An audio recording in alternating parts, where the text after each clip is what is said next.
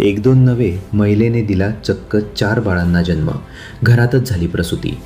कुठल्याही वैद्यकीय मदतीविना महिलेनं एकाच वेळी दिला 4 बाळांना जन्म. बुलढाण्याच्या दुर्गम आदिवासी पाड्यावरील घटना. बुलढाणा जिल्ह्यातील जळगाव जामोद तालुक्यातील चारबन गावात एक अत्यंत दुर्मिळ आणि वैद्यकीय क्षेत्राला अचंबित करणारी घटना घडली आहे. बाळाचा जन्म कोणत्याही मातेसाठी आनंदाचा, कृतार्थतेचा क्षण असतो. कोणतीही विवाहिता मुलबाळ झाल्याशिवाय अपूर्ण अशी पारंपरिक समजूत. ती महिलाच काय, संपूर्ण घर, परिवार आणि नातेवाईक हे देखील घरात बाळ जन्मला की आनंदानं हरखून जातात. आपापल्या कुवतीनुसार जल्लोष साजरा करतात. आता या बाळ जन्म पुराणाचे कारण देखील तितकेच मजेदार आहे. एखाद्या महिलेने जोया मुलांना जन्म दिला तर ती अजूनही कुतूहल, कौतुकाची बाब ठरते.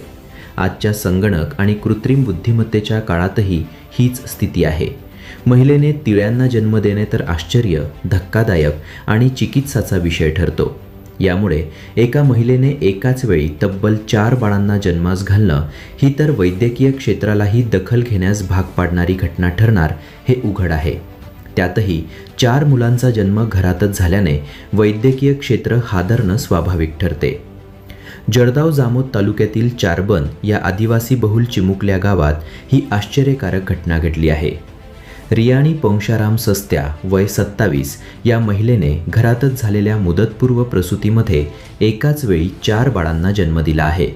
यामध्ये 3 मुले आणि 1 मुलगी यांचा समावेश आहे.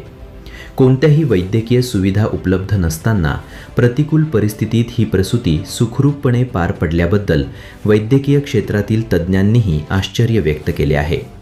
प्रसूतीनंतर मातेसह नवजात 4ही बाळांना प्रारंभी जळगाव जामोद येथील शासकीय ग्रामीण रुग्णालयात हलवण्यात आले आहे.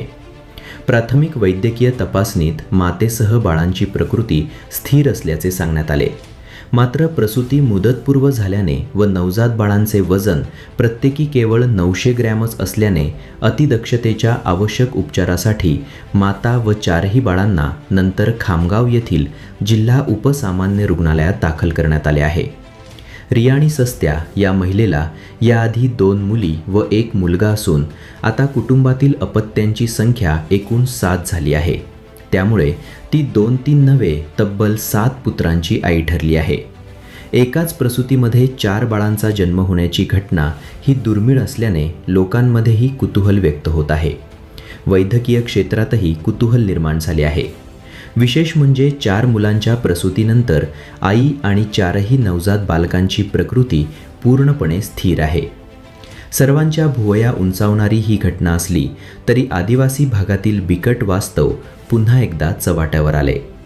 आदिवासी भागात आजही प्रसूतीसारख्या अत्यंत संवेदनशील आणि जीवघेण्या प्रसंगी महिलांना वेळेवर वैद्यकीय सुविधा, ॲम्ब्युलन्स किंवा रुग्णालयाची मदत मिळत नाही.